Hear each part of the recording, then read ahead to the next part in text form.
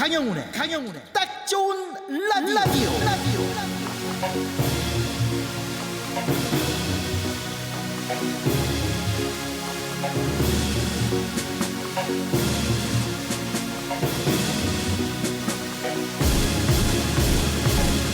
마음이 콩밭에 가 있다 라는 말이 있죠. 이 몸과 마음이 따로 논다. 몸은 이곳에 있는데 마음은 다른 곳에 온통 쏠려 있다라는 뜻인데, 그런데 말입니다. 이게 왜 하필 콩밭일까요? 옛날 농민들은 아무데나서 잘 크는 콩을 집 근처 텃밭이나 논과 밭두렁에 많이 심었다는데, 이렇게 키운 콩을 누가 설이라도 해갈까 싶어서 농산일을 하던 도중에도 온통 마음이 그곳에 가 있었답니다. 그래서 몸과 마음이 따로 노는 이런 현상을 마음이 콩밭에 가 있다라고 표현하게 된 거라는데, 그래요. 누구나 마음 한켠에 콩을 심고 있죠. 일하는 와중에도, 집중하는 도중에도, 문득문득 생각나고, 힘들 때면 더더욱 생각나는 나만의 콩밭. 여러분은 잘 가꾸고 계신가요? 여러분의 콩밭, 딱 좋은 라디오. 어차피 일도 손에 안 잡히는데 그냥 우리 여기 콩밭에서 같이 놉시다. 괜찮죠? 8월 28일 월요일에 딱 좋은 라디오. 오늘도 에너지 충전.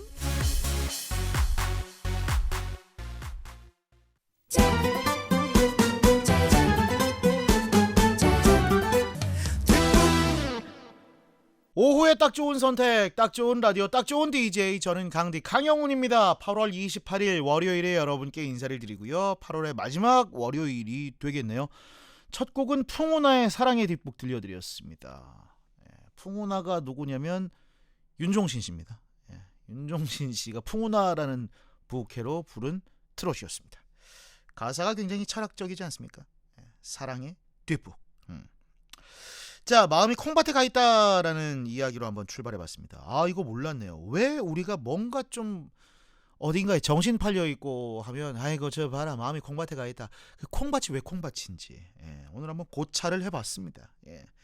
옛날에 우리 선조들은 아무데나 잘 크는 콩을 집 근처 텃밭, 논, 밭두렁이 많이 심었는데, 이렇게 키운 콩을 누가 훔쳐라도 갈까 싶어가지고 다른 일을 하던 도중에도 온통 그 콩밭에 마음이 가 있었다. 여러분의 콩밭은 요즘 어딘지 궁금하네요. 누군가한테는 새로 산 게임기가 될 수 있을 거고, 누군가에게는 그쵸, 뭐 배드민턴, 탁구, 뭐 이런 운동이 될 수도 있을 거고. 이 콩밭이 나쁜 게 아니라 살아가는데 활력이 될 수 있는 거잖아요. 물론 우리 사장님들, 경영자 입장에서는 직원들의 콩밭이 경계 대상이겠지만 저는 매일매일 콩밭이 드라마인 것 같아요. 집에 퇴근하고 보는 그 드라마나 영화, 요즘 보고 있는 작품이 있거든요. 너무 재밌어. 무빙. 그거 보는 재미로 그냥 항상 일할 때도 그 스토리가 어떻게 될까 항상 콩밭에 좀 가 있는. 그래요. 오프닝에서 말씀드렸지만 뭐 이런 여러 가지 콩밭 중에서 진짜 여러분 마음의 콩밭이 딱 좋은 라디오가 됐으면 좋겠다라는 그런 바람을 저희 딱 스태프들은 가지고 있습니다. 사실 지금 딱 일하기 힘든 시간이잖아요.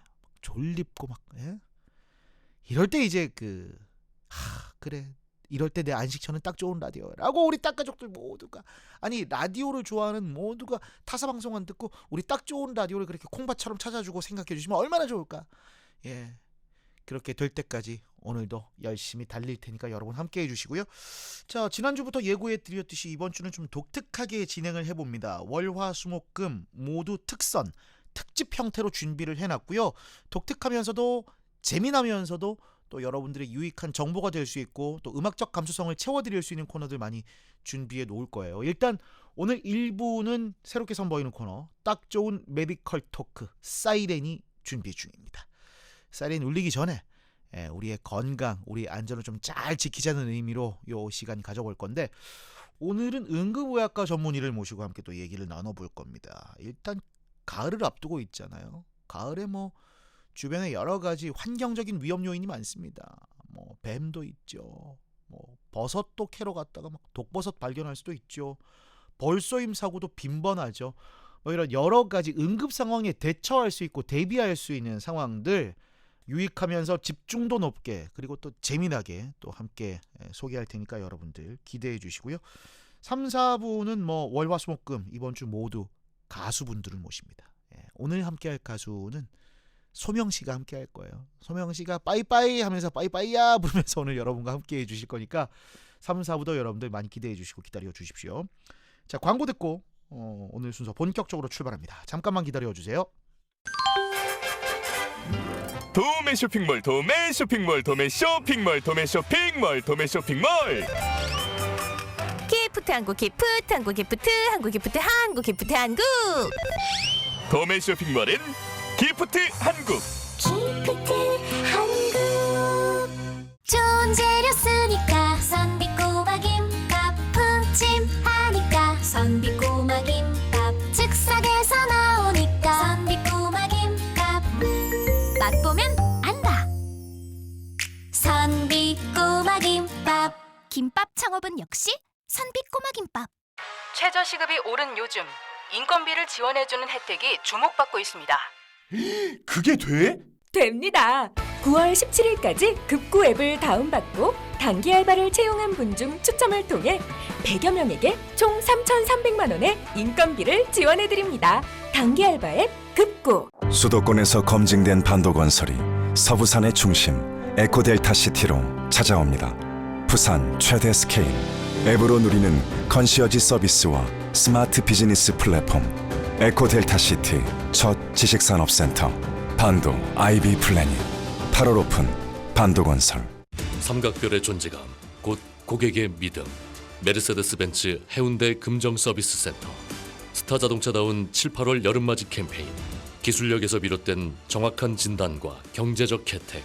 메르세데스벤츠 공식 딜러 스타자동차 해운대 금정서비스센터 1688-2369.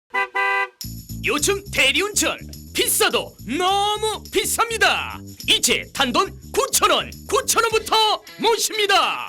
051-999-9999 모든 구간 5,000원 내렸습니다. 051-999-9999 구구콜 대리운전.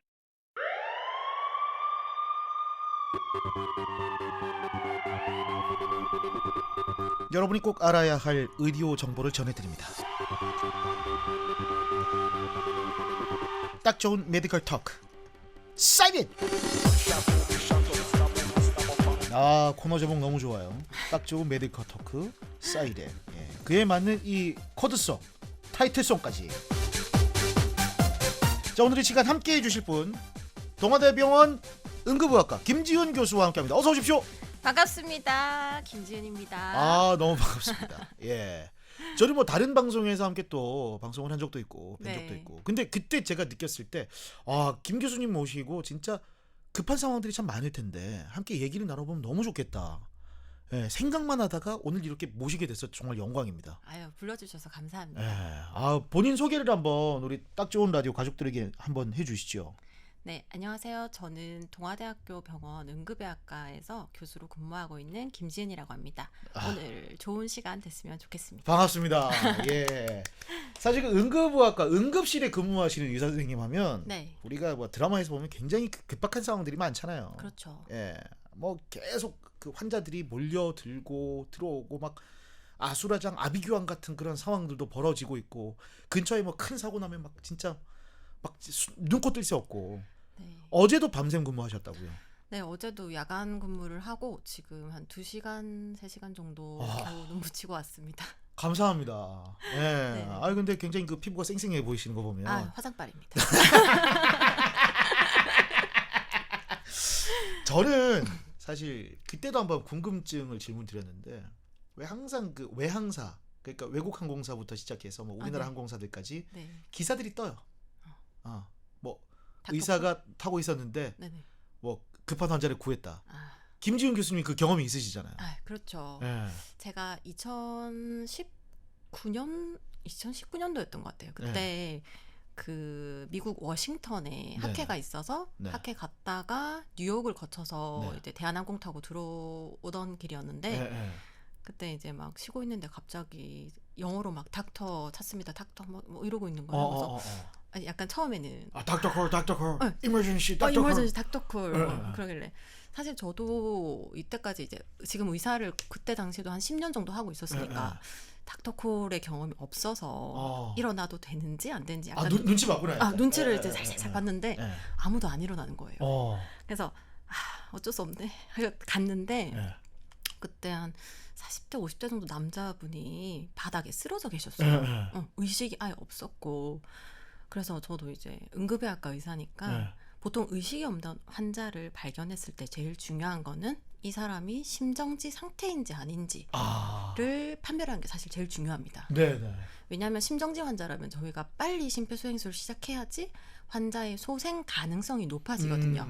그래서 이제 환자를 똑바로 눕히고 네네. 우선은 이제 맥박을 체크를 했는데 다행히 맥박은 있으셨고 숨은 쉬고 계시더라고요. 네네. 근데 거기가 막 복도고 되게 좁았어요. 네네. 그래서 우선은 승무원들 불러서 조금 넓은 데로 옮겨달라 이렇게 해서 이제 넓은 데 편안하게 눕혀서 환자분 혈압 체크하고 이제 했는데 아마 일시적으로 실신을 하신 것 같더라고요. 그래가지고 이제 혈압도 쟀는데 좀 낮고 해서 네네. 그래서 이제 수액을 조금 주고 환자 다리도 올리고 네네. 그렇게 좀 경과를 봤는데 다행히 이후에 의식을 찾으셔가지고 다행이다. 그래가지고 나중에 대한항공에서 감사 뭐 메일 같은 거랑 네네. 그때 5성급 호텔의 뷔페 뷔페. 식사권 숙박권 말고 뷔페. 숙박권 아니고 뷔페만 그래서 2인 뷔페권을 주시길래 맛있게 먹고 왔습니다. 뭐 마카다미아 평생 이용권 이런 거.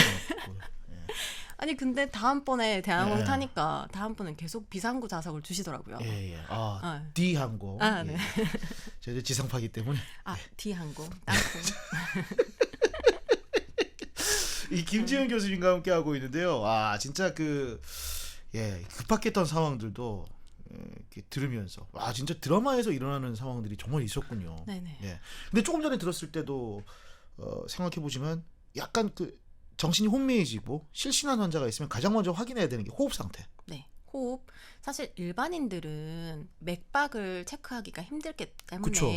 일반 분들이 만약에 주변에 우리 가족이 쓰러졌다. 그런 경우에는 호흡을 확인하는 게 좋습니다. 의식과 호흡을 확인해서 만약 숨을 쉬지 않는다. 네네. 의식이 회복되지 않는다 하면은 바로 119에 신고를 하시면 네네. 119 대원분들이 이제 환자분 상태를 확인하고 심폐소생술을 하는 법을 지도를 해주시거든요. 네네네. 그래서 바로 119에 신고를 하시면 됩니다.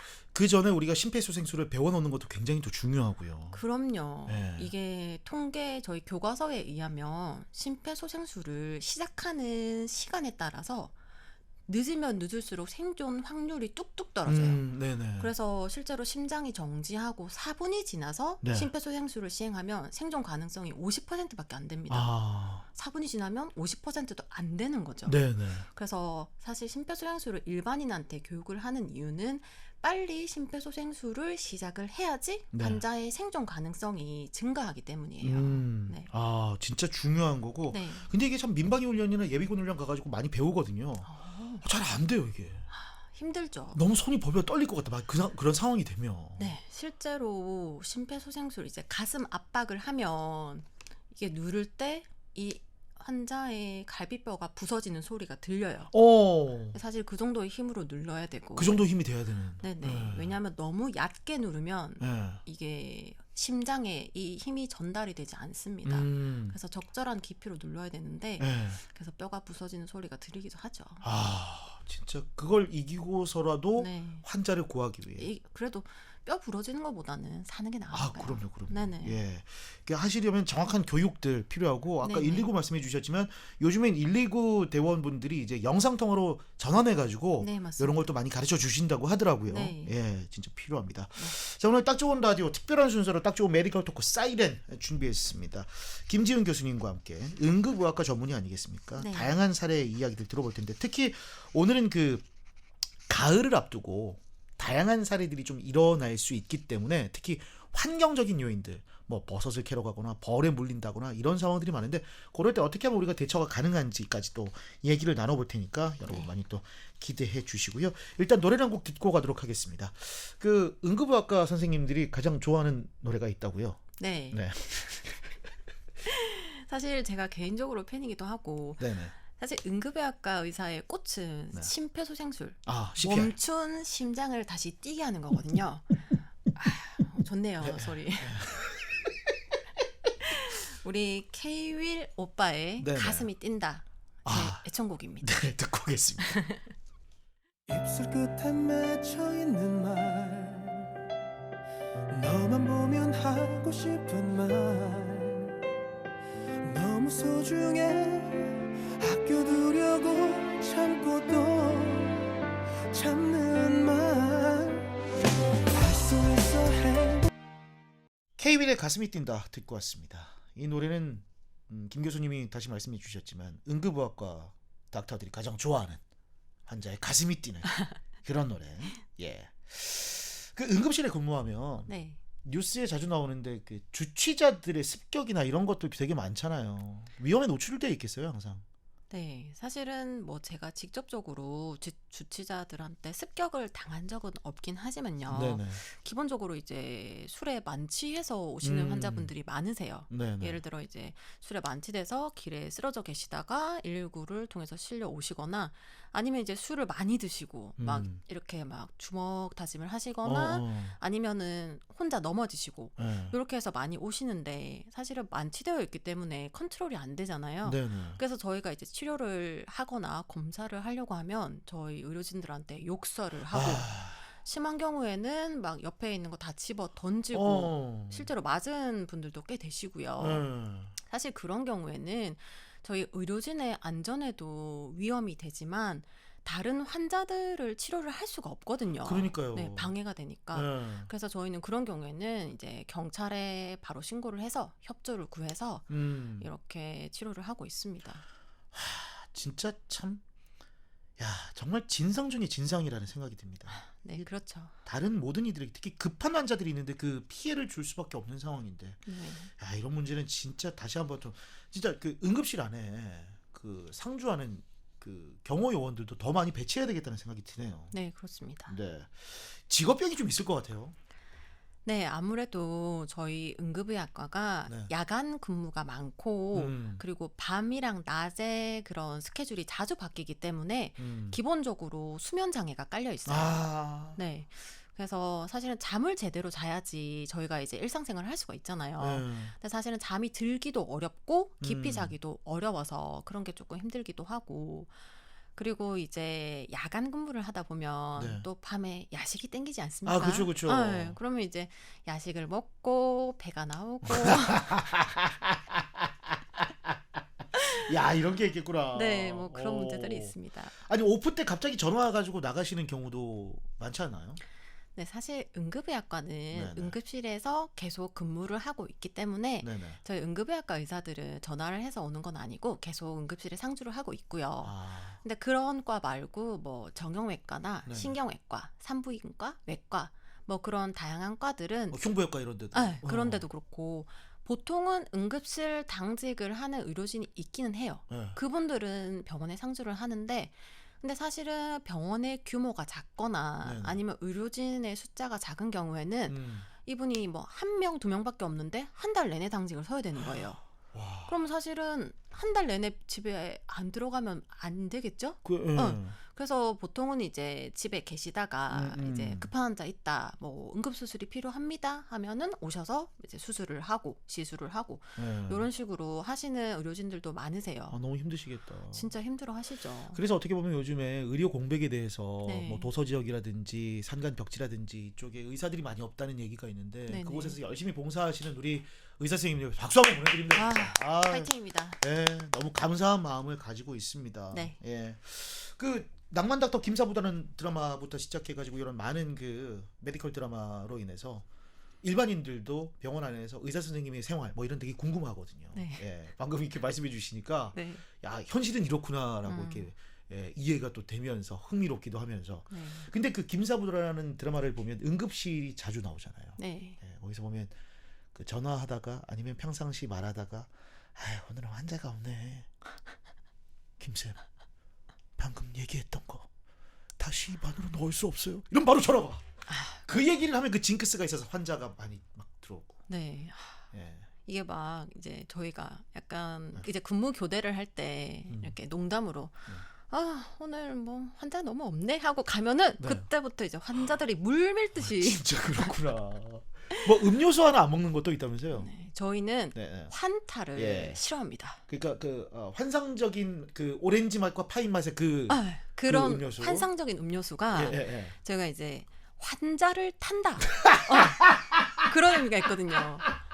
아니 제가 네네. 실제로 막 아니 막 이제 근무하고 있는데 갑자기 환자들이 막 물밀듯이 밀려오고 네. 정신이 하나도 없는 거예요. 그래서 아 너무 힘들다 해서 막 한 3-4시간을 막 근무를 하고 네네. 그래가지고 이제 좀 너무 힘들다 바람 좀 쐬고 와야겠다 하고 이제 응급실 입구를 딱 나갔는데 응급실 입구에 그 음료수 놓여 있는 그 환상적인 맛의 음료수. 이것 때문이었구나. 그래서 제가 그걸 바로 쓰레기통에 갖다 버렸습니다. 야, 참 이런 다양한 재미난 얘기들이 있습니다. 네. 예. 정말.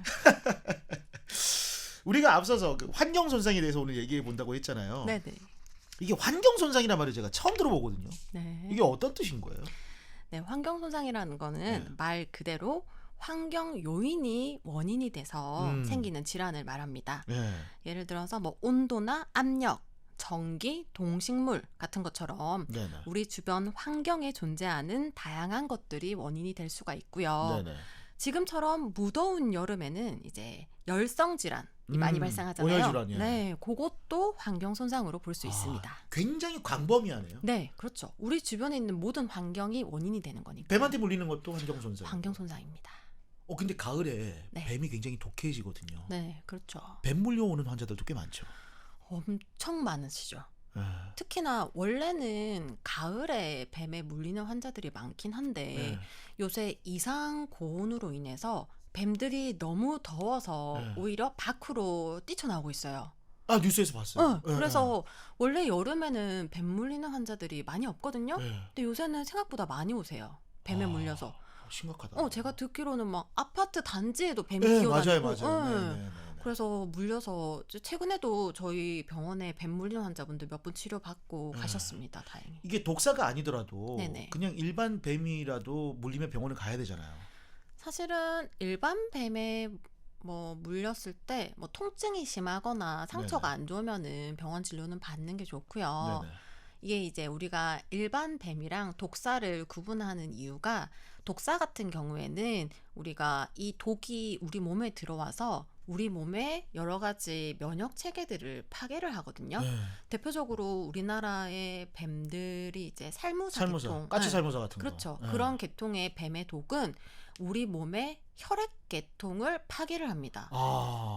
그래서 이제 혈청병이라는 걸 일으키는데 네. 쉽게 말하면 우리가 어디 손가락을 베거나 하면은 꼭 누르고 있으면 조금 있으면 피가 멎잖아요. 네. 그게 우리 정상적인 면역 시스템이거든요. 네. 근데 이제 이 혈액 체계를 파괴를 해버리니까 피가 안 멎습니다.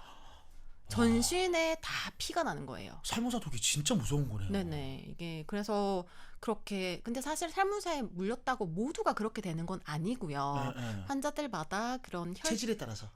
혈청병이 일어나는 환자도 있고 아닌 환자도 있어요. 근데 이제 그렇게 상태가 안 좋은 환자분들은 저희가 항뱀 독소라는 그런 이제 치료제를 써야 되거든요. 네, 그래서 독사에 물린 환자분들은 그런 특별한 치료제가 필요하고요. 사실은 일반 뱀에 물린 환자분들은 이렇게 상처를 소독하고 뭐 항생제 치료 그리고 진통제 이런 걸 복용하면서 사실은 지켜봐도 됩니다. 네. 물렸을 때는 뭐 심장 아래로 이제 그쵸? 네, 이제 독이 사실은 심장으로 가게 되면 우리 심장이 온몸에 피를 보내는 역할을 하잖아요. 그렇죠. 그러면 독이 전신으로 더 빨리 퍼지겠죠. 그렇기 때문에 뱀에 물렸을 때는 뱀에 물린 부위보다 더 위쪽을 이제 뭐 끈이나 손수건 같은 걸로 너무 세게는 묶지 마시고 네네. 손가락 하나 정도 들어갈 수 있는 그 정도의 세기로 묶어주시고 이게 심장보다 높이 올리면 당연히 피가 심장으로 빨리 가겠죠. 그렇죠. 심장보다 낮게 물린 부위를 위치를 하고 이제 119를 부르시고 병원에 가서 치료를 받으시면 됩니다.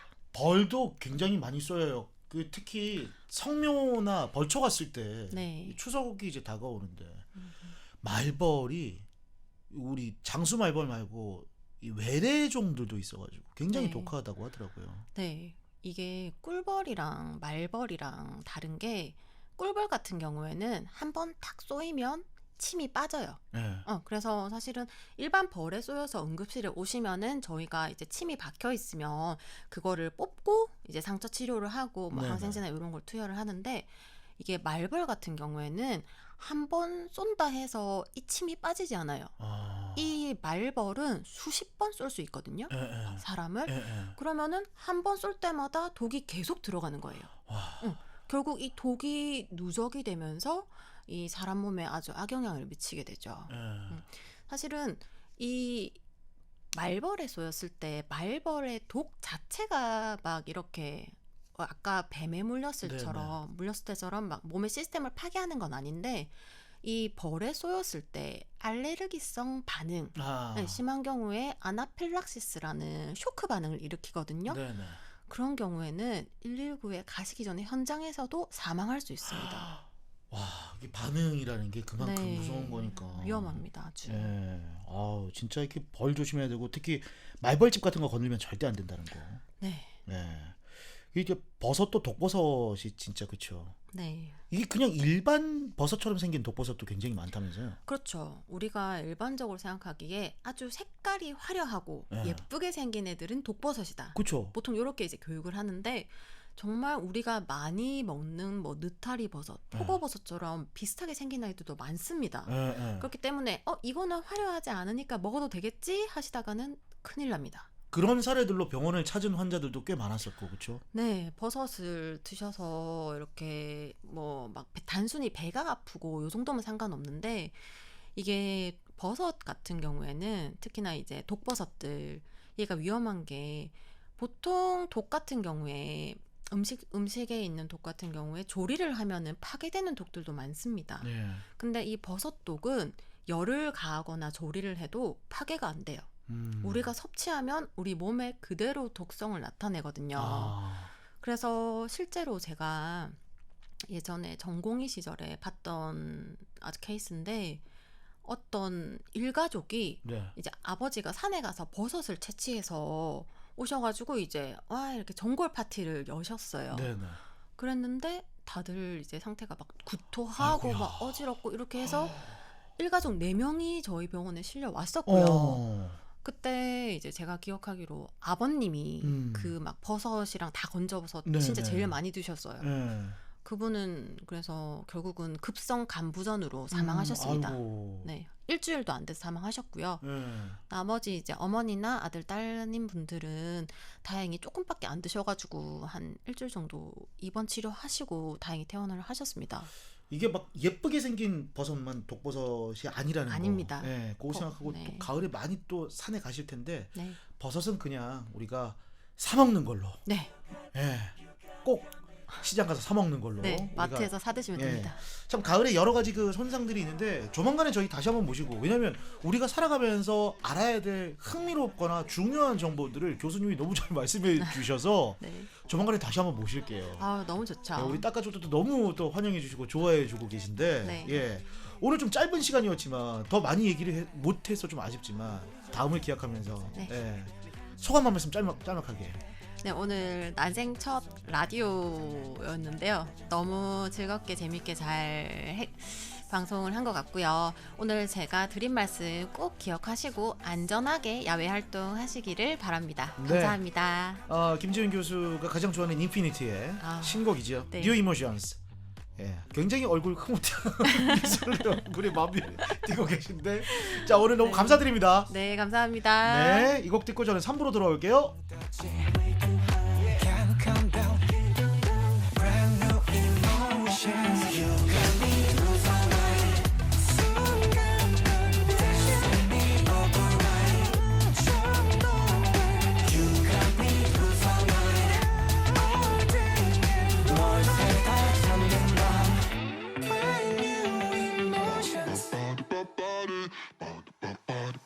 스며든 무 우린 그 사이로 다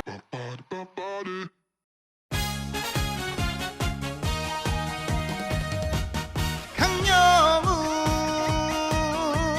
딱 좋은 라디오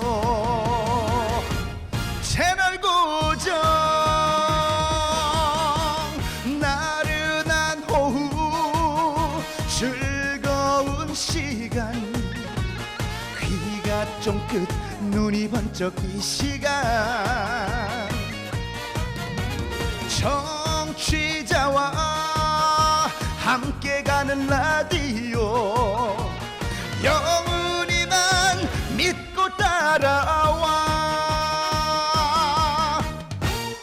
105.7 강영훈의 딱 좋은 라디오 월요일 딱 좋은 라디오 3부가 시작이 됐습니다. 자, 이번 주는 앞서 말씀드렸듯이 아주 특별하게 또 3, 4부를 월화수목 금요일까지 쭉 꾸며볼 겁니다. 딱 좋은 라디오의 큰 무기는 바로 또 친딱 가수들이 많다는 거죠. 이번 주 3시부터 4시까지는 딱 좋은 라디오와 친한 가수들이 매일매일 찾아올 겁니다. 함께 각자의 히트곡도 불러주시고 또 재미난 얘기도 해주시고 좋은 음악도 소개해주시고 그러면서 여러분들께서 퇴근길로 가는 시간 순삭시켜 드릴 겁니다. 오늘 그 특선 화들짝 초대석의 첫 테이블 끊어주는 가수는 바로 빠이빠이야의 주인공 소명씨입니다. 개인적으로 참 제가 존경하고 좋아하는 형님인데 소명씨가 오늘 특별히 찾아와 주셔서 여러분들 더 즐겁고 행복하게 해드릴 거예요. 이 시간 기대해 주시고요. 광고 듣고 소명씨와 함께할 특선 화들짝 초대석 바로 시작할게요. 잠깐만 기다려주세요. 첨단 기계산업의 메카 창원 국가산단에 위치하여 취업 여건이 우수한 국립창원대학교 등록금 걱정 없는 풍부한 장학금 다양한 연계 전공 제도 창원대학교에서 9월 11일부터 15일까지 2024학년도 신입생을 모집합니다. 경남의 중심 국립창원대학교 밀양의 뷰포인트 영남루를 등대 삼아 밀양강이 그림처럼 펼쳐지는 리버뷰 나무와 꽃, 숲이 뽐내는 푸르름에 기분이 상쾌해지는 마운틴뷰 맛투어, 역사투어, 축제투어 취향껏 즐기는 밀양의 I love you 2023 밀양 방문의 해 지금 바로 밀양으로 렛츠고 꾸꾸꾸브라꿍 숯불치킨 꾸꾸꾸브라꿍 두 마리 치킨 꾸꾸꾸브라꿍 뭐라고 꾸브라꿍 제대로 구웠다고 숯불치킨은 구부라고 구부라고 숯불 두 마리 치킨 뭐라고 구부라고 육아 선배들이 추천하는 출산 육아 필수 코스 베이비 페어로 가자. 언제? 9월 7일부터 10일까지 울산 컨벤션 센터에서 불경맘들을 위한 다양한 이벤트가 준비 중이니 꼭 놓치지 마세요. 9월 7일부터 10일까지 울산 KTX 옆 유에코에서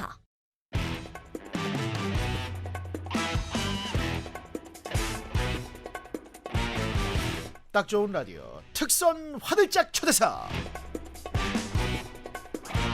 화들짝 딱 좋은 라디오를 찾아오신 가수를 만나는 시간입니다. 이번 주는 앞서도 말씀드렸지만 일주일 내내 특선 화들짝 초대석으로 쭉 이어갑니다. 3, 4부 3시부터 4시까지 여러분들의 그 더위를 식혀드리고 그리고 즐거운 토크와 좋은 음악으로 퇴근 시간까지 가는 길을 순삭시켜드릴 그 시간이죠. 오늘 그 첫 테이블 끊어주실 첫 초대 손님 제가 정말 개인적으로 존경하고 너무나도 사랑하는 형님이십니다. 빠이빠이야, 최고 친구, 미안해, 고마워, 사랑해 등등의 락 트롯 장르의 효시 그 장르를 만드신 분이죠. 소명씨와 함께합니다. 반갑습니다. 네, 안녕하세요. 반갑습니다. 오랜만에 인사드리네요. 너무 오랜만입니다. 영웅씨도 잘 있었죠? 네. 얼굴이 굉장히 좋아 보여요. 슬림하고 살이 좀 많이 고민이 많았어요? 아닙니다. 마음고생 다이어트는 얼굴 색깔이 달라지죠. 맞아요. 저는 그냥 운동하면서 식이요법 하면서 그래서 표정은 굉장히 좋네요. 그러니까 살만 뺐지 마음은 굉장히 풍성해지고 그럼요. 또 행복해지고 그런 눈빛입니다. 네네. 형님 따라서 열심히 운동해야 되겠다 싶어가지고. 저도 마찬가지입니다. 저도 굉장히 긍정적으로 모든 일을 하고 또 최선을 다하다 보니까 뭐 일도 잘 되고 또 여러 가지 부수적인 일도 함께 행복의 어떤 그 꽃바구니 같이 이렇게 전달되는 게 굉장히 즐겁고 기쁜 마음으로 이렇게 다니고 있습니다. 네. 아니 진짜 오랜만에 뵀는데 그렇죠? 얼굴이 더 회춘하신 것 같은 느낌. 회춘요? 예. 오, 그렇게까지 보여요? 아니 진짜 피부결이 관리하세요, 계속? 관리는 아닌데 원래 이제 타고난 피부가 좋기도 하고. 근데 생각해 보니까 타고난 피부라고 하셨으니까 부모님께 감사하죠. 제 동생들 그러니까 소명 씨의 자녀들이죠. 그렇죠. 예, 둘 다 가수인데 유찬이. 유찬이하고 유미하고 둘 다 피부가 타고난 것 같아요. 그리고 걔들도 역시 그러니까 한참 사춘기 때 여드름 많이 나잖아요. 여드름조차도 안 나는 그런 피부. 그러니까 유찬 씨가 지금 창원에 있잖아요. 그렇죠. 한 번씩 만나는데 네. 저번에 그 얘기한 적이 야, 너 피부가 왜 이렇게 좋냐. 타고난 거였네 진짜. 약간 그런 DNA가 좋은 것 같습니다. 피부 쪽으로만. 아니죠. 음악 쪽으로도 그런 거 아닙니까? 예. 말씀드리지만 여러분 아시는 분들 계시겠지만 네. 예, 소유찬 씨의 자제분이죠. 소유찬, 소유미. 예, 남매가 다 가수입니다. 대한민국 최초의 3부자 아니죠. 네. 3부자 3부녀 가수라고 할 수 있죠. 3부자녀. 예, 3부자녀 가수. 각각 솔로 가수로서는 처음인 것 같습니다. 그렇죠. 예, 그리고 소 패밀리의 콘서트도 하고. 네, 얼마 전에 천안에서 유관순 체육관이라고. 네, 굉장히 큰 체육관이잖아요. 네, 거기서 한 3,000분 정도 모시고. 네네. 아주 정말 많은 사랑과 성원 속에서 굉장히 잘 끝난 콘서트입니다. 네, 소들의 합창이었네 그냥. 소들의 합창. 아빠 소, 아들 소, 딸 소. 왜 이렇게 비웃으세요? 비웃는 게 아니라 너무 재미있어서 표현이. 소들의 합창. 네. 뭔가 동요 같기도 하고. 예. 그래서 그런 어떤 여러분이 얘기하는 게 폭소를 뜻이라고요. 그러니까 아빠서 아들서 할 때 딸서 보니까 정말 그 아이디어가 좋았다. 이제 부제로 그렇게 얘기를 했었거든요. 제목만 보면 오세 관람가 같은 느낌이 듭니다. 아주 천진난만한 느낌이 드는데 모든 층이 다 볼 수 있는 콘서트. 하지만 진짜 그 뭐랄까 진짜 뿌듯하셨겠어요. 아들 딸하고 같이 콘서트 한 번이 아니었잖아요. 몇 번 하셨잖아요. 계속 34번째였고요. 33번째요? 예, 단독 콘서트로. 이게 서울에서도 많이 했고요. 우리 영화의 전당에서도 했어요. 그쵸, 맞다. 코로나 훨씬 전에 그쵸? 예, 그리고 뭐 시민회관에서도 했고 부산 그리고 뭐 광주, 대전 뭐 다 돌면서 했는데 이번에 이제 했던 게 6월달에 했던 게 34번째 단독 콘서트. 그 대한민국 부자녀 중에서는 가장 티켓 파워가 있는 가족들이 아닐까라는 생각이 해봅니다. 그래서 정말 감사하게도 시작부터 지금까지 제가 크게 뭐 유명하지도 않고 히트곡도 많지도 않은데 히트곡 많죠. 꽉꽉 채워주셔서 너무 감사하죠. 이렇게 감사를 표하시고 히트곡이 많지 않다고 하셨는데 소명 씨의 히트곡 하면 가장 먼저 떠오르는 게 빠이빠이야. 어떻게 보면 이 곡으로 인해서 유미하고 유찬이가 또 노래를 할 수 있는 열심히 공부할 수 있는 기반이 된 거 아니겠습니까? 어떤 경제적인 게 좀 해결이 된 그런 노래. 저를 무명에서 빠이빠이 시켜준 노래. 네네. 뭐 나중에 또 자세하게 또 얘기할 거지만 그 곡뿐만 아니라 육회, 상쾌, 통쾌. 육회, 상쾌, 통쾌 했던 광고에서도 많이 나오잖아요. 그쵸. 유상통. 빠이빠이도 광고에서 많이 나오고 있고 지금. 빠이빠이야는 야구장에서도 많이 나왔죠. 야구장 응원가로 정말 대박이 난 그런 응원가지요. 특히 대구구장에서. 그렇죠. 많이 나왔고. 원래는 SK 인천에서 시작을 했어요. 문학구장에서 나왔군요. 한 3년간 하다가 그걸 대구로 딱 가져가더라고요. 거기서 또한 지금까지도 쓰고 있는 걸로 알고 있는데요. 그걸 쓰면서 문학경제장에서 2승 코리안 시리즈 두 번 우승을 했어요. 그 다음에 대구로 딱 가더니만 4연승 코리안 시리즈. 좀 자이언츠가 좀 가져와야 되는데 사직동으로. 근데 여기는 다른 또 이제 응원가 있다 보니. 뭔가 기운이 있으니까. 기운이 있어요 정말. 그러니까 가져와야 돼. 우승을 하더라고. 사직으로 좀 가져와야 되는데. 나 참 답답하다 정말 진짜. 그리고 또 생각해 보면 최고 친구라는 김정호 씨와 함께 한 곡. 같이 콜라보로 이제 하고 있는데 원래는 이제 이 친구가 듀엣 가수였어요. 그러니까 듀엣을 하다가 안 되니까 작곡가로 쉽게 말하면 지금 김태욱 아빠. 그렇죠. 가수 김태욱이 아빠. 그래서 이제 저한테 곡을 주면서 여러 곡을 줬는데 제가 이제 전부 다 캔슬을 했고, 이 노래가 굉장히 좋더라. 최고 친구. 그래서 이걸 딱 이거 하겠다고 하니까 친구야, 내가 소원이 노래 부르는 건데 같이 할 수 없나? 그래서 그래 그럼 숟가락 하나 또 놓으면 되지 뭐. 그래서 이제 같이 했는데 이게 의외로 너무 저는 이제 곡 선곡을 할 때 선구안이 있어서. 굉장히 잘 고릅니다. 여러분이 많은 분들이 좋아할 수 있는 곡을 이렇게 고를 수 있는 능력이 있어요. 제가 그걸 딱 집어넣으니까 아닌 게 아니라 그냥 그 코로나 시기에도 불구하고 맞아요. 이 노래가 굉장히 많이 사랑을 받고 있죠. 저 그 노래 EDM 버전 되게 좋아해요. 아 그래요? 예. 그것도 제가 이제 그렇죠. 굉장히 심사숙고해서 같이 잘 만든 노래입니다. 그 소명이라는 가수는 히트곡을 많이 만들어내기도 했지만 새로운 장르 락 트롯이라는 네. 세부적인 그런 스타일도 만들어내시고 그 다음에 트롯의 EDM 편곡을 가미한 또 그런 스타일의 노래를 만든 또 최초의 가수시기도 하고 예, 빠이빠이야도 EDM 버전 있잖아요. 그렇죠. 다 한 7곡을 만들었죠. 제 히트곡을 갖다 EDM 버전으로 이제 만들어서. EDM이 그렇게 좋으세요?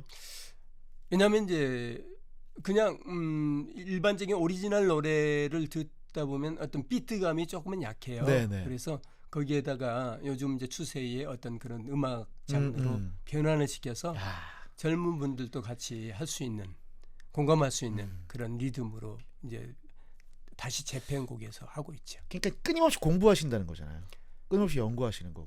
열심히 이제 어떤 새로운 장르를 잡고 제가 해보려고 노력하고 또 같이 어울릴 수 있는 그런 어떤 음악 장르라면은 과감하게 한번 이렇게 시도를 해보고 그렇습니다. 멋지십니다. 감사합니다. 네. 그리고 그 미안해 고마워 사랑해라는 노래도 있고. 네. 네. 참 그 히트곡이 많은 가수 소명 씨입니다. 뭐 사랑하니까 안녕들 하십니까? 보디가드. 안녕들 하십니까? 그렇죠. 나오는데요? 아유, 톡 지르면 바로 나오죠. 어떤 락의 스프릿이. 락앤롤 베이베. 락앤롤 베이베. 네. 근데 이런 히트 가수들이요, 여러분 보면 보통 자기 히트곡을 이렇게 방송에 나오면 안 들려줍니다. 보통 새로 나온 신곡들을 많이 또 들려주시거든요. 네. 새롭게 사랑받는 곡들. 네. 오늘 그래서 처음으로 들려주실 노래는 어떤 노래입니까? 제가 코로나 기간 때 네. 120곡을 썼어요. 와. 그러니까 뭐 3년 동안 아무 할 게 없잖아요. 네. 6개월간 방황하다가 지금부터 딱 긍정적으로 생각하다 보니 이 시간이 나한테 정말 주어진 시간이 창작을 하라는 시간이구나. 네네. 이렇게 해서 밤을 새면서 이제 한 2년 반 동안 곡을 썼는데 곡이 정말 잘 나오더라고요. 집중을 하다 보니까. 네네. 뭐 아무 방해받을 일이 없잖아요. 네네. 밤을 새고 편곡을 하고 음악 작업을 하고 그래서 이제 120곡을 만들었는데 그중에 이제 20곡을 먼저 발표를 했고 네. 또 요즘도 쭉 하고 있어서 지금 10곡 정도를 다시 또 음악 작업하는 게 또 이게 시간이 만만치 않습니다. 다작을 하는 작곡가네요. 원래는 이제 제가 트롯이 아니고 네네.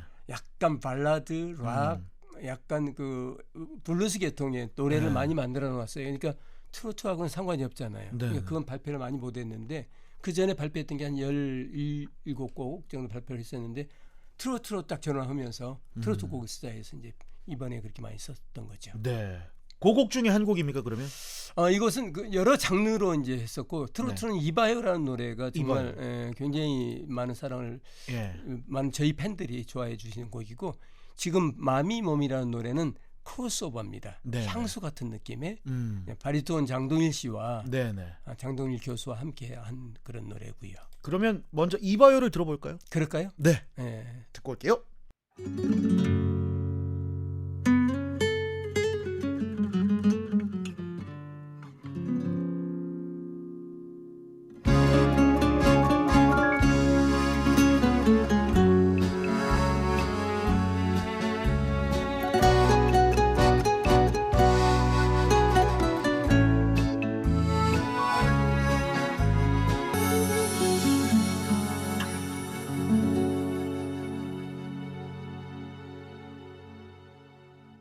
특선 화들짝 초대석 오늘 그 첫날입니다. 그래서 메머드급 게스트 우리 또 소명 씨를 모시고 함께하고 있는데 그 첫 곡으로 이바요를 듣고 왔습니다. 네. 저는 이바요 하면 옛날에 문희옥 씨가 불렀던 그리고 한석영 씨. 한석영 씨. 그렇죠. 예. 그 두 분이 먼저 이제 불렀었는데 제가 이제 제 첫사랑 얘기예요. 그래요? 이 노래가. 그래서 첫사랑 얘기를 지금의 감성으로, 지금의 어떤 느낌으로 곡을 이제 쓴 거죠.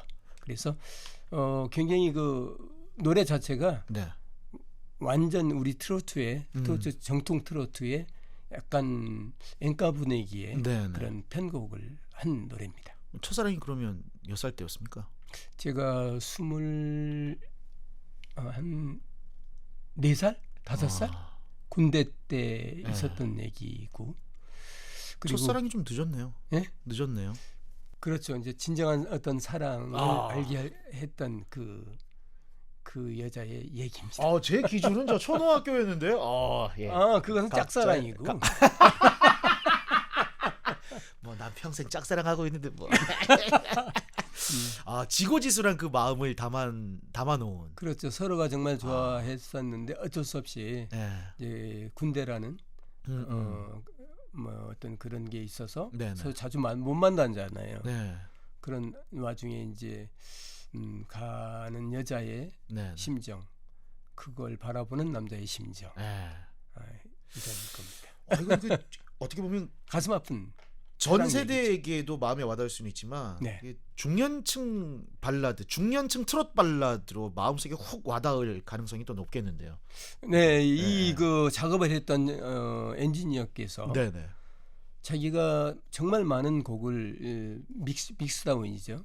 그걸 정말 많이 듣거든요. 그러면 최소한 한 7, 80번을 들어요. 근데 끝나고 나서도 듣고 다시 듣는 노래가 이 노래라고 저한테 계속 귀에 걸리고 가슴을 정말 후벼 판다고 하더라고요. 한 번 들으면 안 되니까 여러분들 자주 또 들어주셔야 돼요. 방금 들었던 노래 이봐요라는 소명 씨의 신곡입니다. 요 신곡이 담겨있는 앨범에 조금 전에 말씀해 주셨던 바리톤 장동일 교수와 함께 불렀던 마음이 모이는 잠시 뒤에 또 들어볼 거고요. 진짜 끊임없이 신곡을 새롭게 발표하고 새롭게 변신하는 소명 씨 여러분 함께하고 있습니다. 검색들을 좀 많이 해주세요. 녹색창, 흰색창 검색창에 가수 소명 많이 검색해 주시고요. 쭉 보면 소속사 명엔터테인먼트, 소명 씨니까 명엔터겠죠. 네, 제가 사장입니다. 우리 CEO님. 이 사장이라는 것은 마음대로 할 수 있는 거잖아요. 그래서 만약에 강영훈 씨가 회갑을 맞았다 그러면 누구한테 말 않고 제가 결정할 수 있는 거예요. 이렇듯 이제 혼자 컸던 독립군 가수라고 또 이쪽에서도 우리 방송가에서도 그렇게 말씀을 해주시고. 진짜 어려운 건데 그게. 그래서 뭐 스스로 큰다는 게 일반 기획사의 한 10배는 노력을 해야 되겠죠. 그렇죠. 그만큼 노래도 좋아야 되고. 네, 노래도 일단 제일 좋은 게 선곡. 그래서 선곡 노래가 좋은 데다가 많은 분들의 도움을 받아야 되고 특히나 이제 팬분들의 마음을 사야 되는 게 어떤 뭐 기획사에서 전문적으로 어떤 기획을 해서 이렇게 최소한 뭐 10명 정도가 붙잖아요.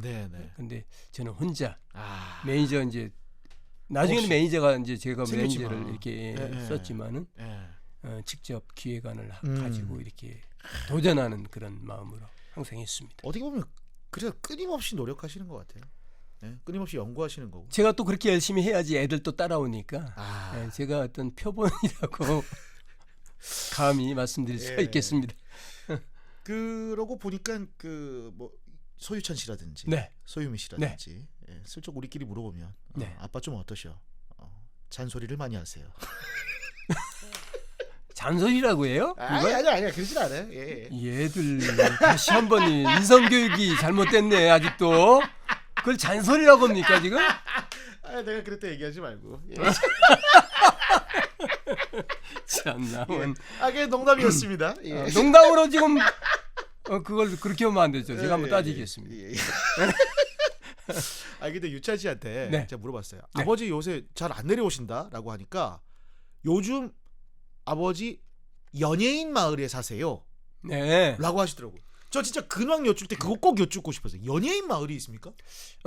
충청남도에서 이제 저희 내포신도시라는 그 도시가 있는데 새롭게 조성된 도시지요. 거기 충남도청도고 뭐 도에 관한 모든 어떤 기관이 다 내려오고 있습니다.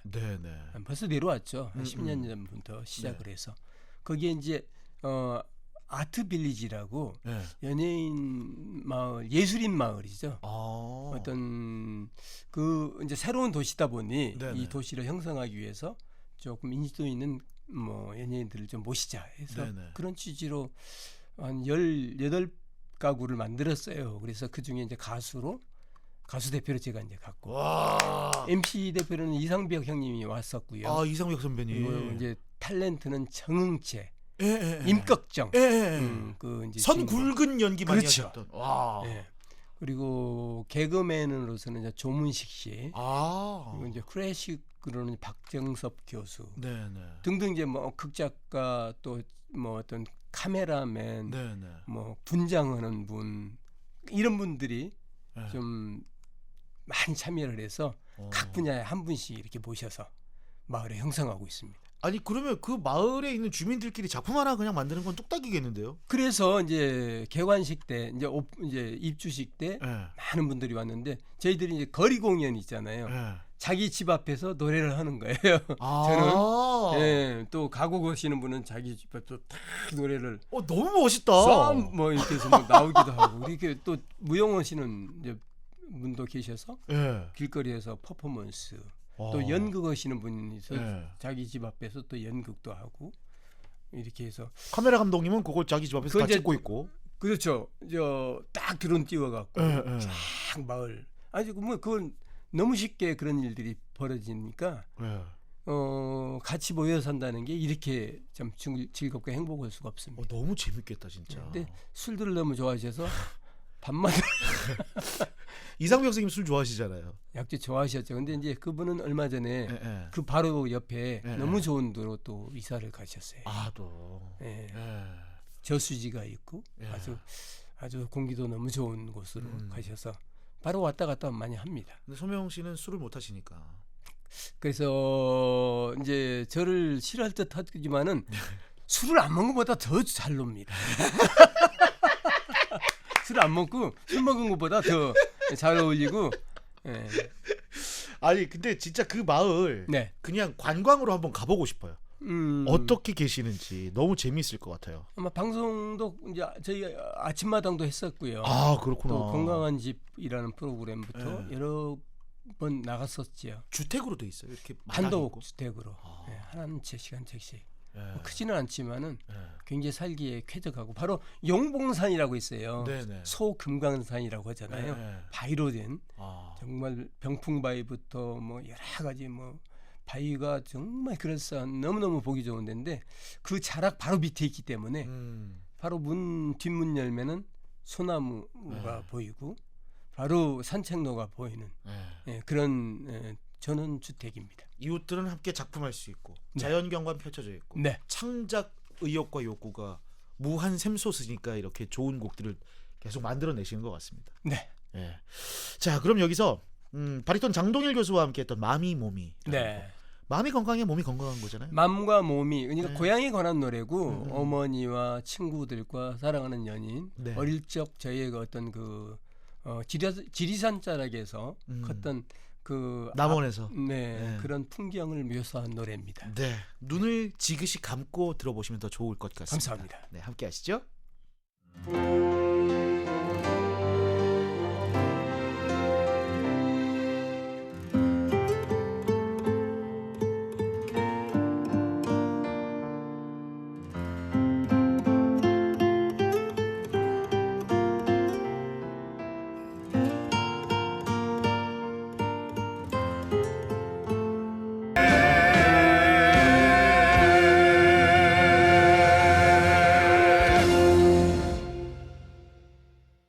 특선 화들짝 초대서 오늘 그 첫 초대 손님 가수 소명 씨와 함께합니다. 제가 그 소명 씨 새로 나온 앨범을 손에 들고 있는데 두 가지를 저한테 주셨어요. 주셨는데 계속 낸 거죠. 끊임없이 계속 먼저 작품 활동을 냈었고 20곡을 냈었고요. 그리고 이번에 또 새로운 곡을 막 냈어요. 그래서 그 제가 사는 데가 이제 예산 이쪽인데 거기에 보면 인공호수로 대한민국에서 가장 큰 호수가 있잖아요. 예당호수. 거기를 갔는데 한눈에 제가 쏙 빠졌어요. 너무너무 좋아서. 호수가 너무 커요. 근데 그 경관이 너무 아름다운 거야. 그래서 이렇게 둘러보다가 큰 바위에 시가 쫙 돼 있는 데가 있어요. 그 시를 보고 폭 빠져서 노래를 또 만든 거죠. 그래서 예당호수라는 노래, 예당호 연가, 시인들이 이제 거기에 써놓은 걸 네네. 승낙을 받고 노래를 작곡한 거죠. 근데 저 이 사진을 보는데 네. 예당호 여기 너무 예쁜데요? 너무너무 이뻐요. 우리 와. 우리나라에서 가장 큰 그 호수거든. 인공 호수예요, 그게. 네. 예산과 당진의 앞 글자를 따서 예당 호수. 와, 여러분 여기 꼭 한번 지금 찾아보시길 바랍니다. 예당호 너무 예쁘네요. 이 예당호를 배경으로 만든 노래가 네. 예당호 연가. 연가 예당 호수. 예. 그렇게 해서 와, 이번에 또 막 발표를 했고요. 그러니까 그 이사를 정말 잘하신 것 같네요. 창경력이 자꾸 솟아올라요. 네. 좋은 데 있다 보니까. 그렇습니다. 네. 네. 참 그 소명 씨가 해주셨던 그 얘기 중에 저는 아직까지도 기억 많이 나는 게 히트곡에 대한 그 철학을 저한테 말씀해 주신 적이 있거든요. 네. 히트곡이란 건 3곡 이상 있어야지 국민 가수다. 그렇죠. 모든 분이 알 수 있는 곡 3곡 정도가 있어야지 그나마 국민 가수라고 호칭할 수가 있다. 네, 저는 이제 아직 딸랑 한 곡이니까 빠이빠이야. 최고 친구도 그렇고. 최고 친구까지는 아닌 것 같아요. 아직까지. 아직까지 아니에요? 예. 그러니까 3살 먹은 애까지도 알 수 있는 곡이 국민가요죠. 옛날에 뭐 울릉도 트위스트 3살 먹은 애까지 다 알았으니까 뭐 그런 히트곡들. 그렇죠. 뭐 쉽게 말한다면 땡벌 정도. 네. 무조건 이 정도. 그 정도는 돼야 되지 이제 국민가요라고 할 수 있는 거고요. 네. 어떤 한 층만 트로트를 좋아하는 층만 나누면은 그건 아니라고 저는 생각이 들어요. 기준이 너무 빡센 거 아닙니까? 아니 그래야지 그러니까 국민 모두가 좋아할 수 있는 노래가 돼야 되는 거죠. 네. 그 평생의 꿈은 그러면 국민 작곡가입니까? 국민 가수입니까? 국민 가수죠. 국민 가수. 작곡가도 물론 욕심이 나는데 너무나 그건 이제 힘든 거기 때문에. 아니 곡을 이렇게 많이 쓰시는데. 이제 제 사후에도 그건 가능할 수가 있으니까. 유미찬이가 좋겠죠. 예. 이제 그렇죠. 네. 예. 일단은 제 현세에서는 국민 작곡가로서는 좀 힘들지 않을까. 가수로서의 도전. 가수로서는 이제 빠이빠이야가 떴으니까 가능성이 있는 거죠. 앞으로 2곡이 더 남아 있네요. 그렇죠. 예. 그걸 많이 양산하는 거죠 지금. 네. 근데 그런 얘기 많이 합니다. 어느 구름에 비 올지 모른다. 맞습니다. 예. 지금 내놓은 곡들 중에 어떤 곡을 갑자기 뭐 임영웅 씨나 영탁 씨가 커버를 했는데 이게 빅히트가 났는데 소명 씨한테 모든 스포트라이트가 집중될 수도 있는 거고 루트가 히트곡이 되는 루트가 옛날하고 다르게 너무 다양해진 것 같아요. 참 그런 데서 굉장히 긍정적이고 바람직한 현상이죠. 네. 그 커버곡이 많이 뜨잖아요. 네. 그래서 이제 저도 한 120곡이 나와 있으니까 제 노래가 이제 거기에서 우리 후배님들이 잘 좀 눈여겨 봐주시고 잘 좀 골라 잡아보란 말이죠. 얼마나 좋은 곡들. 대나무상은 여러 가지 종합 어떤 세트 같은 그런 곡들이 많이 있거든요. 네. 그렇습니다.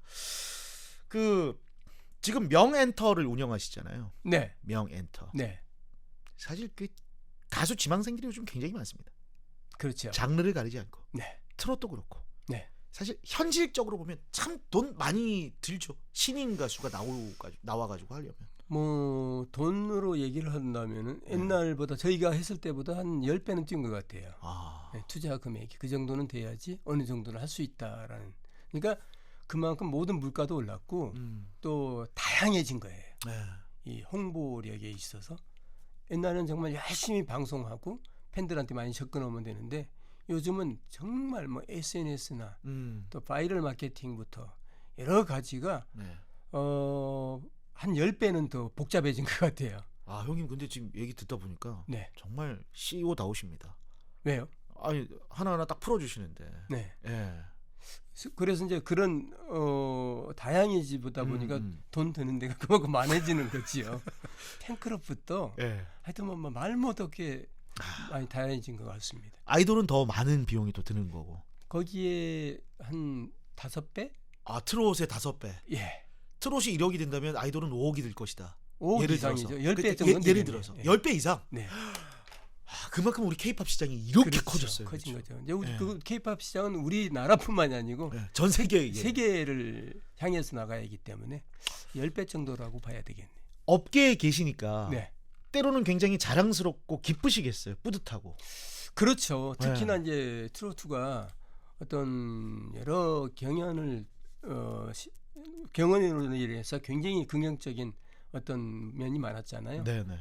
젊은 분들하고 같이 호흡을 할 수 있고 같이 공감을 할 수 있고 또 자랑스럽게 우리 이제 트로트가 앞으로 세계로 진출할 수 있는 그런 어떤 교두보를 마련했죠. 교두보를 마련한 것 같아요. 그런 트롯의 발전에 정말 밑거름이 되고 바탕이 되고 주춧돌이 됐던 소명 씨는 프로필상 87년에 첫 곡을 내셨습니다. 음반을. 네. 네. 이게 트롯이 아니었죠. 코리안 에피소드라고 약간 이건 한국의 광시곡. 그러니까 어떻게 보면은 여러 장르가 숨어 있죠. 꼭 트로트도 있고 여러 가지 어떤 우리의 전통적인 어떤 그런 약간 창적인 그런 모습 그리고 또 약간 홍키토키이기 때문에 음악적으로도 좀 색다른 그런 장르로 발표를 했었죠. 이게 좀 주목을 받았었습니까? 전혀 못 받았습니다. 첫 번째는 어떤 방송하고의 연이 전혀 없었기 때문에 제가 이제 직접 했었던 거고. 이때도 직접 하셨? 네, 저는 처음부터 아무 도움 없이 제가 직접. 진짜 속된 말로 맨땅에 헤딩하듯이. 맨땅에 헤딩이니까 전혀 이제 뭐 방송의 어떤 인연이 없었고 또 어떤 배경이 없었기 때문에 접근 방법이 잘못됐죠. 맨땅에 헤딩하는 거죠. 근데 12년에 공복이 있어요. 그리고 99년도에 2년이라는 곡을 내셨는데 요거는 트롯입니까? 2년은 락 발라드입니다. 락 발라드. 예. 그때까지는 트롯으로 안 들어오셨네요. 그래 안 들어갔죠. 예. 밴드라 뭐 이런 보컬, 이런 락 스피릿이 살아있는. 그렇죠. 2년은 어떻게 좀 주목을 좀 받았습니까? 2년은 그래도 조금 좀 많다 정도도 아니고 한 2, 3루, 2루 정도. 2루타 정도? 예. 오, 열심히 하다 보니까 그 기간에 예. 한 4, 5년 동안에 나 진출 이게 홈에 못 들어온 거죠. 이제 득점은 못했고. 홈 득점은 못했고. 약간 잔루 형식으로. 잔루 형식으로 야구로 말하면. 아니 그러고 나서 2000년에 사라바를 냈어요. 이거는 트롯입니까? 사라바는 트롯이 아닙니다, 사실. 사라바까지는. 와, 많이 걸렸네요, 트롯으로 오기까지. 그렇죠. 이제 그냥 명목상 트롯이라고는 말했지만은 왜냐면 그때 이제 트로트가 활성화가 확 됐으니까 거기에 편승을 해야 되거든요. 어떻게 보면은 락인데 그건 이제 트로트라고 우겨 넣는 거죠.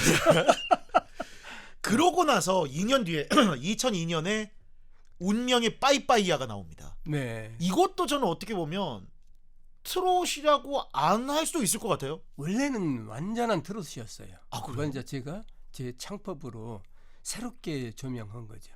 원래 정희성 씨가 이 노래를 발표를 했었어요, 본인이. 본인이? 근데 사랑의 그 약속을 내팽개치고 떠나가는 본인 스타일로. 이렇게 안녕하십니까, 정희성입니다. 그걸 듣고 이건 아니다. 그래서 이제 사랑의 그 약속을 약간 트로트 스크립트를 넣어서 어떤 목을 좀 조여서 긴장감을 넣고 힘을 넣은 거죠. 그래서 이제 빠이빠이야가 그렇게 해서 나온 거죠. 그 노래를 딱 제일 처음에 듣고 일주일 만에 제가 발표를 했어요. 꽂혔네요, 그냥.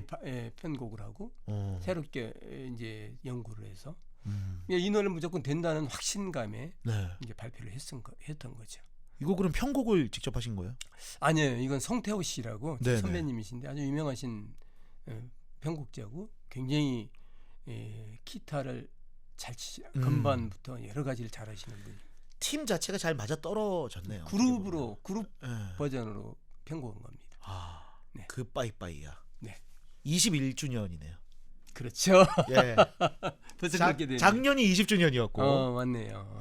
히트 20주년. 야, 근데 히트곡이라는 게 참 생명력이 20년이 지나도 그대로 그 리듬은 귓전을 때리거든요. 이 노래는 정말 어린 아이부터 연세 있으시는 아주 어르신까지 네. 전 세대를 막론하고 좋아했던 노래였던 것 같아요. 정말 시대 지금도 회자가 되고. 아 그럼요. 지금도 뭐 라디오 방송에서 그런 거 많이 하더라고요. 뭐 퀴즈 내다 틀리면은 빠이빠이 안 하고. 예. 아니 왜 라이온즈에서도 삼진당한 선수한테 틀게 이 노래잖아요. 네. 예. 하여튼간에 뭐 너무 감사하죠. 노래가 가진 에너지가 엄청나기 때문에 그 생명력도 엄청나고 그 노래를 부르는 가수의 에너지까지도 함께 부합하다 보니까 박자가 딱딱 맞아 떨어지는 것 그래서 같습니다. 작곡가 정희성 씨가 이 노래는 소명 씨가 아니면 못 띄웠다고 그러시더라고요. 주인이 있는 거잖아요. 노래가. 정말 열심히 했어요. 잠을 못 자더라도 온 전국을 다니면서 홍보를 하고 다녔고, 그러니까 차에서 잠자고 그렇게 하기로 한 3년 했죠. 대단하십니다. 예. 자, 얘기가 조금 길어졌는데 노래를 한 곡 들어야 되는데 오늘 저 신곡들 선물 다발로 많이 가져오셨거든요. 네. 빠이빠이야 얘기를 했지만 빠이빠이야 안 들을 거잖아요. 그죠? 여러분이 너무 잘하시니까 예. 이제 소명의 새로운 모습도 이 소명이가 빠이빠이만 부르는 게 아니라 이런 곡도 하는구나. 깜짝 놀랐어요. 콘서트 때 이런 노래들 해드리니까 정말 폭이 넓다고. 그래서 크로스오버하고 마미 몸이 할 때 이제 성악가하고 같이 하다 보니까 향수 같은 느낌의 정말 노래의 어떤 변화가 이렇게까지 변화될 수 있구나. 빠이빠이에서 마미 몸이 그래서 새롭게 평가 받으려고. 그러면 그 다음 또 다른 색다른 평가는 어떤 노래로 한번 받아보시겠습니까? 제가 이제 곡을 쓰니까 많이 써야죠. 그러니까 지금 바로 들을 노래. 지금 마미 몸이 아까 들었어요. 들었었나요? 예. 정신 차리세요. 그러면 이제 이번에는 그대라서 행복합니다. 굉장히 이제 대중적이고, 약간 후구성이 있는 그런 노래입니다. 우리 또 딱가족들이 이런 그 중독성 강한 노래 좋아하거든요. 이 노래는 사실은 이제 이바요가 그 전에 옛 제 사랑을 얘기하다 보니까 집사람이 옆에서 굉장히 안 좋아하더라고요. 지나간 여자를 그렇게 생각하면서 그러네. 그렇게 오지랖을 그냥 그래서 이건 예술가의 어떤 그런 마음이다. 그러다 보니까 미안한 생각이 들더라고요. 그래서 지금 사는 사람도 참 너무 중요하니까 이 사람에 대한 곡을 쓰자. 그래서 그대라서 행복합니다. 이렇게. 우리 형님들도 굉장히 많이 듣고 계실 텐데 아내분에게 불러줄 수 있는 고백송 들려드릴 수 있는 좋은 노래로 추천해드립니다. 그대라서 행복합니다.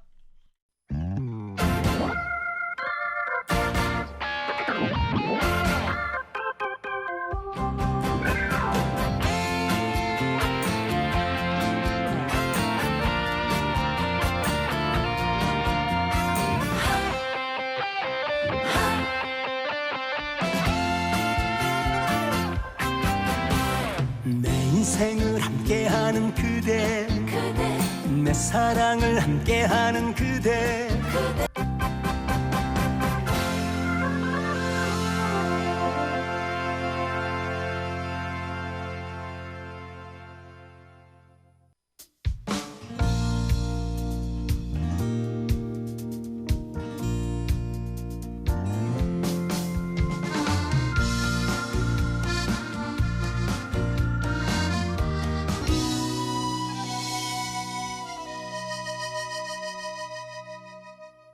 수도권에서 검증된 반도건설이 서부산의 중심 에코델타시티로 찾아옵니다. 부산 최대 스케일 앱으로 누리는 컨시어지 서비스와 스마트 비즈니스 플랫폼 에코델타시티 첫 지식산업센터 반도 아이비 플래닝 8월 오픈 반도건설. 소명씨와 함께하는 특선 화들짝 초대석 그대라서 행복합니다에 이어 들은 곡은 샤랄랄라라는 곡이었습니다. 참 다양한 변주, 스타일의 다양함을 느낄 수 있습니다. 네, 그래서 이제 강영훈의 딱 좋은 라디오는 정말 음악을 좋아하시고 또 굉장히 음악적인 그 영향이 깊으신 분들이기 때문에 제 신곡을 쭉 이렇게 보내드리면 어떤 노래가 좋은지 어떤 노래를 홍보를 해야 될지를 가름을 써 있거든요. 왜냐하면 저희 딱가족들이 라디오계의 임진모 라디오 청취자계 강헌 선생 같은 그런 별명을 가지고 계십니다. 강헌 씨가 계시니까 그게 가능한 거예요. 아이고 참. 자 이제 벌써 마무리할 시간이 됐는데 네. 사실 저는 아직까지 잊지 못하는 게 소명 씨하고 그다음에 여기 스튜디오에 유미 씨, 유찬 씨 같이 앉아서 방송했어요. 셋이서 너무 기억에 많이 나요. 서가족이. 네. 네. 조만간에 진짜 한번 그런 자리도 갖고 싶고요. 우리 강현 씨가 오라오면은 저는 이제 무조건 100%고요. 네네. 애들도 무조건 100% 같은데요. 한번 그렇게 소집을 하세요. 알겠습니다. 네. 예. 제가 그러면 뭐 다 올 겁니다. 어렵지만 한번 꼭 한번 잘 부탁드려가지고. 제 말은 잘 안 들어도 우리 강혜원 씨 말은 굉장히 잘 들 것 같습니다. 너무 좋아하는 예쁘고 잘생긴 동생이고 노래도 잘하니까 우리 딱가족들이 많이 기다리시거든요. 애들이 많이 말을 해요. 우리 저 강혜원 씨 얘기를 삼촌이 너무 잘 챙겨준다고. 개인적으로 했을 때 형님 오빠라고 하긴 하는데. 그렇게 바뀌었어요. 그러면 안 돼요. 그럼 족보가 틀려지는 거예요. 그럼 나한테 우리 강혜원 씨가 뭐라고 해야 되는 줄 알아요? 선생님. 삼촌. 삼촌. 네. 근데 그렇게 할 수는 없죠. 그러니까 주변에 이렇게 꼬이신 분들이 많지 않습니까? 많습니다. 너무 족보가 꼬여갖고 제가 이제 특히 이제 그 신유, 박구윤, 이분들의 아버님한테는 제가 형님 그러거든요. 네네. 근데 애들이 잘못하다가 저한테 형 그러다가 야 삼촌이야 이렇게. 아 참 진짜 워낙에 오랫동안 함께 또 가요계에 계셨고 산 증인이시기도 하니까 1시간이 모자랍니다 사실. 그렇죠. 조만간엔 2시간 풀로 해가지고 히트곡이 너무나 많아서 제가 진짜 특집을 한번 꾸며보도록 하겠습니다. 감사합니다. 오늘 이 특선 화들짝 초대석의 그 첫 주인공이셨고요. 너무너무 제가 정말 영광이네요. 저희가 영광입니다. 이게 보통 가수면은 이렇게 할 수 없습니다. 첫 번째 손님 역시 소명입니다. 그럼요. 아이고, 여러분들. 죄송합니다. 그리고 팬들이 너무 궁금해하시는 거. 소명 씨 항상 모자 쓰시고 다니시는데 탈모 아니십니다. 정말 제가 노래를 하다가 무대에서 제 모자를 벗기는 분들도 계세요. 그러니까 내기를 하고 나서 그걸 확인하려고. 그렇게 좀 하지 마세요. 부탁드립니다. 그 모자는 주시더라고요. 씌워주시더라고요. 끝곡으로 김정호 씨와 함께한 최고 친구 나가고 있고요. 여러분이 최고 친구니까 그 노래로 하겠습니다. 딱 좋은 라디오의 최고 친구는 소명 씨입니다. 고맙습니다. 감사합니다. 행복하십시오. 여러분 내일 2시에 다시 돌아올게요.